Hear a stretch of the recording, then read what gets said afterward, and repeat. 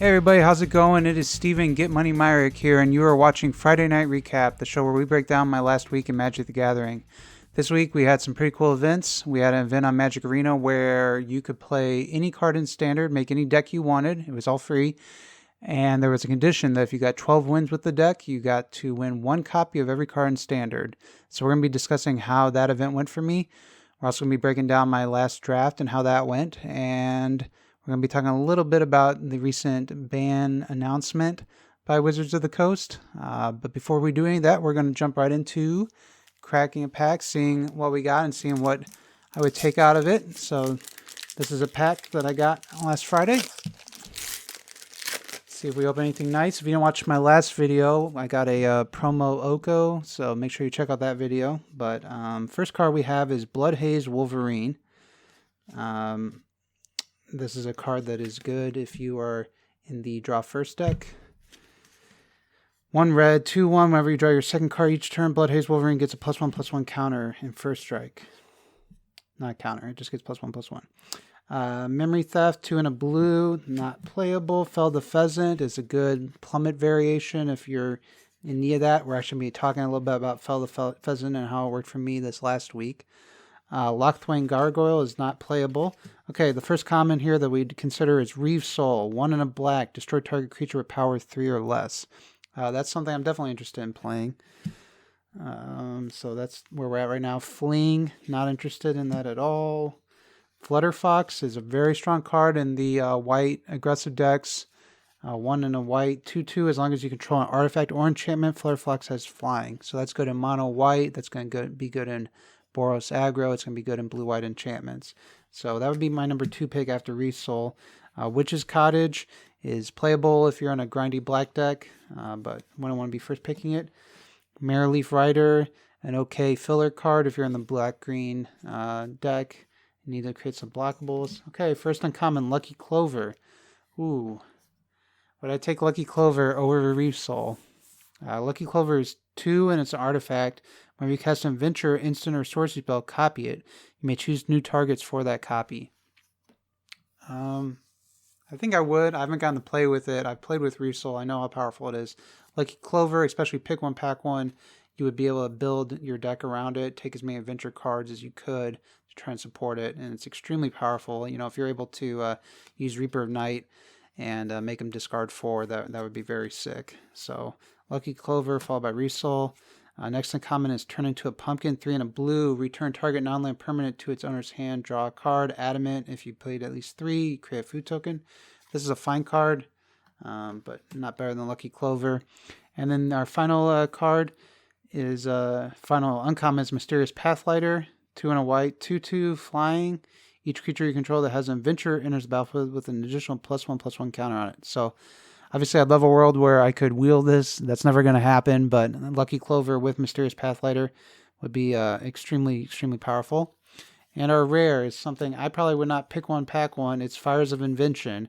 Man, I've gotten so many copies of this card. It's 3 and a red enchantment. You can cast spells only during your turn, and you can cast no more than 2 spells each turn. But you may cast with spells with converted mana cost less than or equal to the number of lands you control without paying their mana cost. I actually went pretty ham on this card. I bought 16 copies recently because I think it's going to be pretty powerful. I think we're going to see it show up at the next tournament. So I've got 16 copies already, and I've opened 3.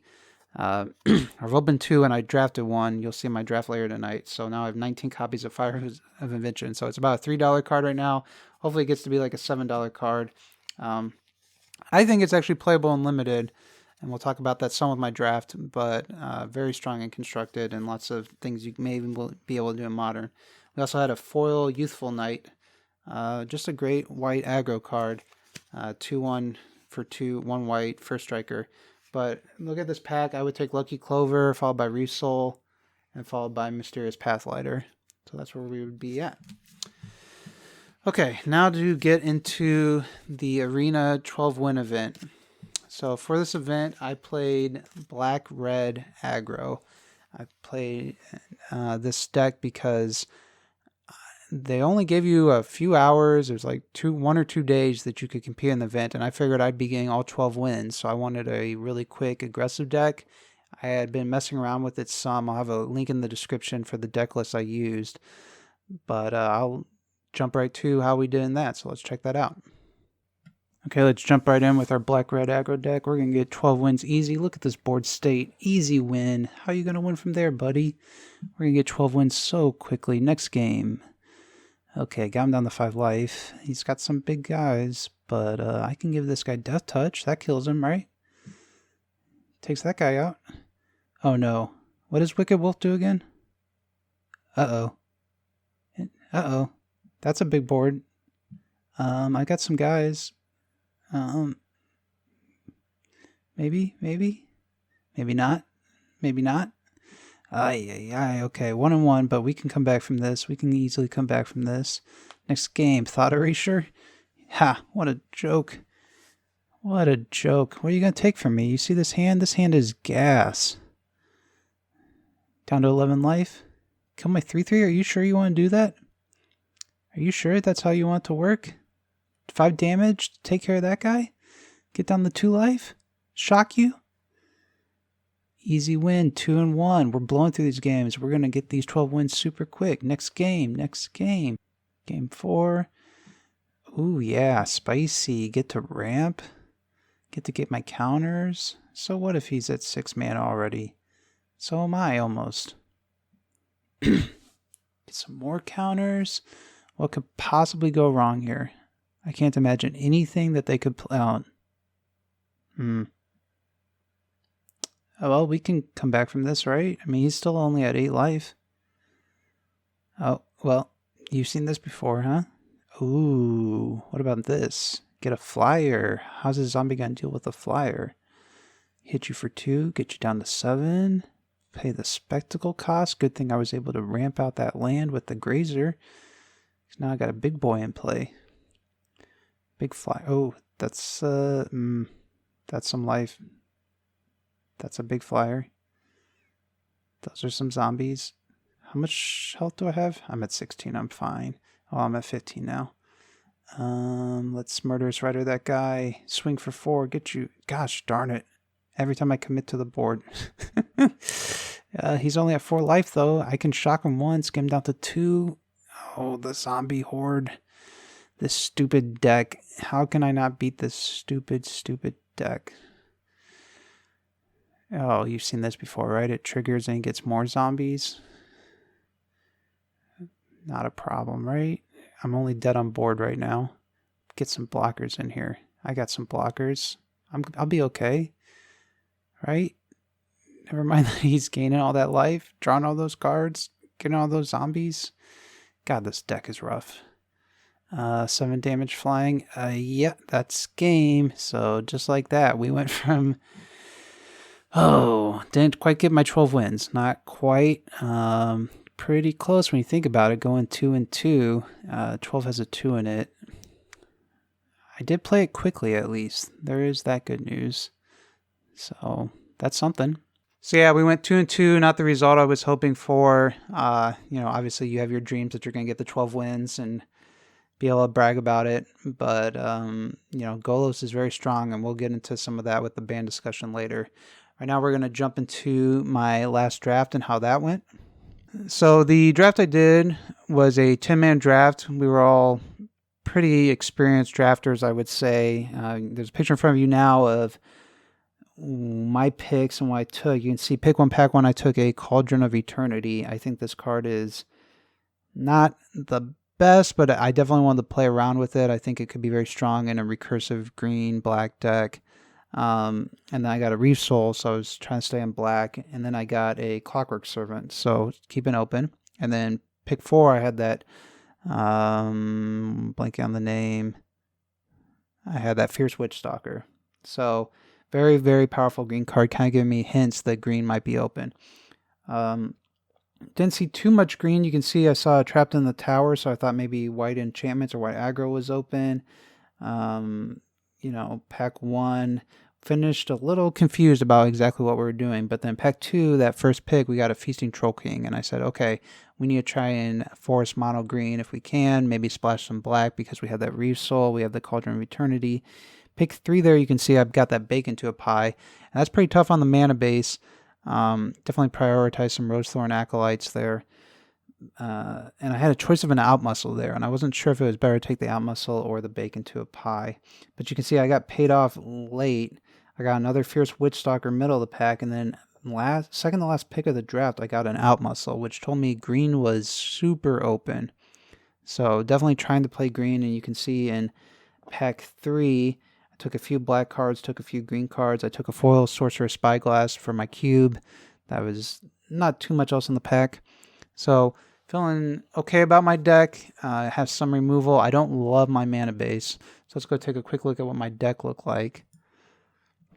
So this is the deck I ended up playing. You can see what I had in the sideboard here as well. I did not end up playing the Cauldron of Eternity. I just was worried about the mana. I wanted to be as much green as I could possibly be to try and get Feasting Troll King out. And part of that as well is I had the filters with Rosethorn Acolyte. So that was one way to get some more green if I needed it. Giant Opportunity I threw into the main deck. I would not usually recommend this, but the fact that it creates 3 food tokens is extremely powerful interaction with Feasting Troll King because you can sack 3 food to bring it back from the graveyard. So I was trying to live the dream there. Out muscle. So we have a few removals. So we got an out muscle, we got a reef soul, we've got a bake into a pie, Forever Young for recursion to keep bringing things back. And then Return of the Wild Speaker is a card that I'll talk more about in the games. But I was actually very impressed with this card, especially if you can get the game to go longer. We also had a Scaldron Cauldron for removal, and Clockwork Servant is a card I just continue to be impressed with. So this is the deck we ended up with. There'll be a link in the description if you want to check it out, see if there's anything you would do differently. You know, I struggle with, I want the Garenbrig Carver because I did pick up the Edgewall Innkeeper. You know, Bella the Brawl is a very strong card, but it wasn't really strong on what we were trying to do. Rosethorn Halberd felt like it could be good as well, but I didn't end up playing it ever. And as I mentioned when we were opening the pack, Fell the Pheasant came into some pretty clutch plays last night. Okay, so first match, I was against the Blue-Black Flyers deck. They got a bunch of cheap flyers out early, and I was able to play my Sport Cap Spider, which they had to use a Reef Soul on it because a 1/1 flyer is not good against a 1/5 blocker. Ultimately, race, you know, where we both got each other down to 3 life, but he had too many flyers and I couldn't really deal with it. So I sided and Fell the Pheasant against this deck because of all the flyers he had, and I definitely think that card is pretty powerful. I ended up playing it and siding it in all 3 of my matches because of how many flyers I saw.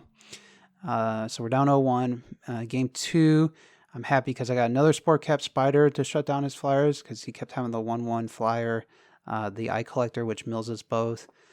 He had to use another Reef Soul on it, and I missed my 4th land drop, which stunk because I had 2 Fierce Witchstalkers in my hand and 1 baked into a pie, and I was panicking every time he hit me with his Eye Collector and it milled the land away. I was like, no, I need to hit my 4th land drop. But luckily I hit my land drop on turn 5, and I was able to just beat down with Fierce Witchstalkers, and I was able to bake his Vantress Paladin into a pie to clear up attacks. So it went 1-1. Game 3 was pretty grindy. I had the mulligan for it, and it was a close game where eventually at the end of it he had 3 Eye Collectors, but I was able to put 2 counters on my Ginger Brute with Truenveiled Treefolk, and that Ginger Brute did 15 points of damage because he couldn't block it, and it was just swinging for 3 a couple turns in a row. Ginger Brute is a card I've just continued to be impressed by. The fact that it is a food card if you need the life gain or if you need it for a Feasting Troll King, but also the fact that you can make it unblockable just really opens up some of the stalemates that you run into in this format if you're not playing an aggressive deck. So that game went pretty long. It ultimately was going to go to time, but he conceded, and we are now 1-0. So we're going into match 2. I'll start by saying match 2, this person was playing a blue-white enchantments deck. It was very, very similar to the deck that I played last week. So if you're interested in seeing that, make sure to check out last week's episode of Friday Night Recap. But they were playing So Tiny's, sleeping spells, Charmed Sleeps. But the most interesting probably about this match was that, you know, I always say high roll. If you don't play Magic in paper, one of the ways you determine who goes first is you roll dice a lot of times and say high roll, and usually they say fine, yeah, whoever gets the highest roll, gets to go first. But this person was pretty adamant about not doing a high roll, so I like rolled my dice at high roll and rolled like a 6 or 7, and he was like, no. I was like, what? And he's like, odds or evens. And I said, oh, okay. And obviously that's his right, if he wants to roll dice in a different way. But it was the first time anybody's ever refused me a high roll. But he was playing a lot of flyers. He had the Arcanist Owl. He had some 2/1 flyers, some 2/2 flyers. I went all in game 1 by putting 2 counters on my Spore Cap Spider with Twinville Tree Folk. I did that only after one turn of it sticking around, and I was like, okay, I don't think he has removal. Put the counters on it, and then he Charm Sleep it. And after that, it was pretty much just a blowout. Game 2, I had the mulligan. I only had a 2-land hand, and it was a much closer game. But eventually, I got some creatures on the board, but he just kept having enchantment removal, like Trapped in Towers, Charm Sleep, So Tinies. And he got to play a Gadwick the Wizened and draw 4 cards with it. So again, very similar deck to what I was playing last week. And I just never really had enough removal for his flyers. I did try to bake one of... He had the Gargoyle that can't attack or block unless certain conditions are met. And I tried to bake that into a pie, and he just blew me out by bouncing it back to his hand, creating a food token, and then getting to replay it. But I did get to Fell the Pheasant it later, but ultimately, we just couldn't race against it. He had too many flyers, and we couldn't stop it. So now we're 1-1. So it always stinks because I put a lot of pressure on myself to try and go 3-0. But, these are some pretty solid players, and you just have to have fun. Match 3, game 1, I was against a mono white player. They had game 1 was just a super aggressive play pattern where they were playing Fairy Guide Mothers, Archons of Absolution, and he got my life super low. And then I was able to cast Feasting Troll King, though, on turn 5 with Rosethorn Acolyte to ramp it out. And he was literally like, what the fuck is this card? He was like pretty upset because the fact that it has Vigilance, the fact that it's Trample just makes it so hard to deal with. And, it's coming in for 7, and if you get rid of it, it's just coming right back. So that was my first time I got to cast Feasting Troll King, which is funny because in game 2, it got to this extremely grindy state. He became less aggressive. He sided in 2 Roving Keeps against me, which is not a good card, but if I wasn't going to play a quick game, it's a pretty powerful card. He also had a Spinning Wheel to tap down my attackers. He had a Sir Alan the Lion's Claw, which made blocking awkward because it has First Strike. He also had a Resolute Rider that you could give Lifelink and Indestructible to. So it was just very, very complicated math, awkward combats, way too hard for me. Ultimately, I was just like praying, like, please, where's my Feasting Troll King? Where's my Feasting Troll King? And it was literally the last card on the bottom of my deck. And I ended up milling myself just by drawing my deck some. And last card I draw was that Feasting Troll King, which is what I was hoping to draw to get through the attackers, but never quite got there. For game 3, it played out a lot more like game 1. It was an extremely aggressive game, and he was racing with his flyers, and I had a Fierce Witch Stalker with 2 counters on it from the Tree Folk, and I was just a 6/6 Trampler, and we're just trading damage back and forth. I got to a point where he was at 1 life, and I was at 6 life, and if he drew a Fairy Guide Mother and was able to pump his creature and give it flying, then he would end up winning. But he ironically drew that Roving Keep that he had sighted in. So it's just interesting how aggressive game 1 and game 3 were. And how just super grindy game 2 was that I ended up mulliganing myself. So we finished 2-1.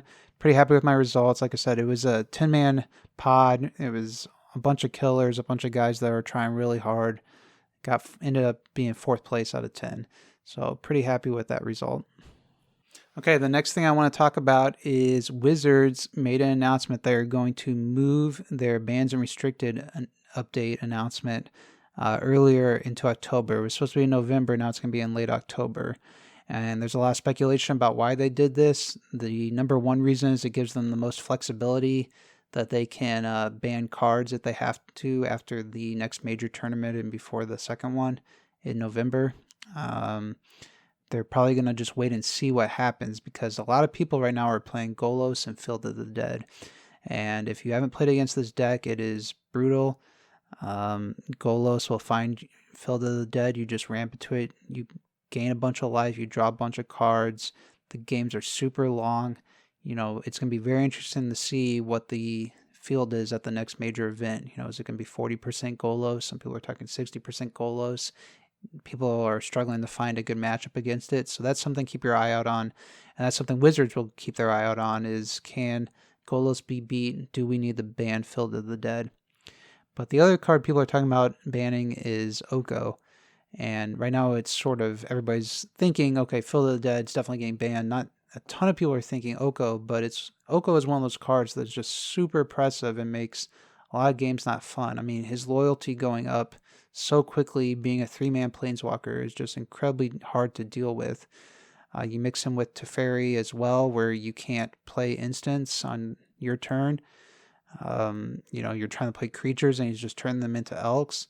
So there could be a world where we're going to see Field of the Dead get banned, possibly Golos get banned, possibly Oko get banned, possibly Teferi get banned. And then if that were all to happen, I think Fires of Invention, there's a Jeskai Super Friends Fires of Invention deck that I've played against a few times, and it's been very powerful.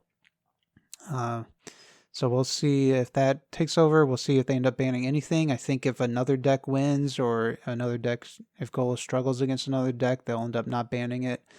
But as it is right now, Field of the Dead is just way too hard to interact with. So they wanted to give themselves that opportunity to ban it. Okay, we're getting near the end of our show, so that means it's closing time. And this week I want to talk about a combo deck that I played against. I think this deck could easily blow up Golos if they keep having the nut draws like they had against me. So let's go ahead and check out this deck that I played against.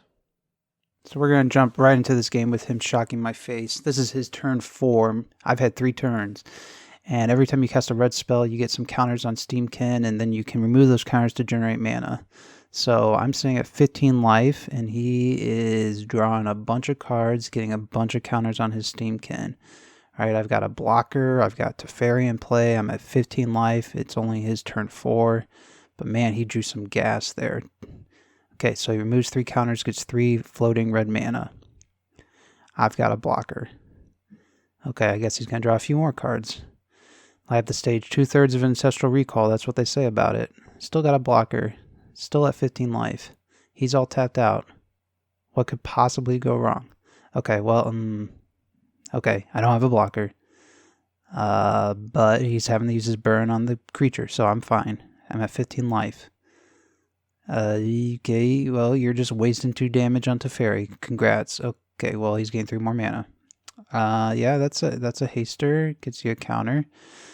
So what? I'm going to 12 here? I'm going to 12.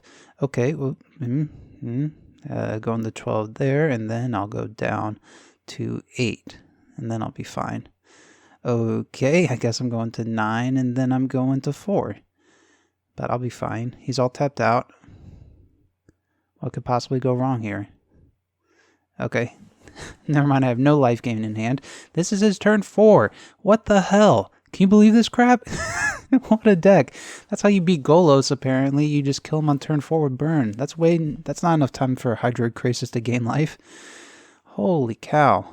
Just wanted to share that with you guys because it's nuts. Yeah, that mono red deck was just crazy. I cannot believe how powerful it was. But that's all we have this week.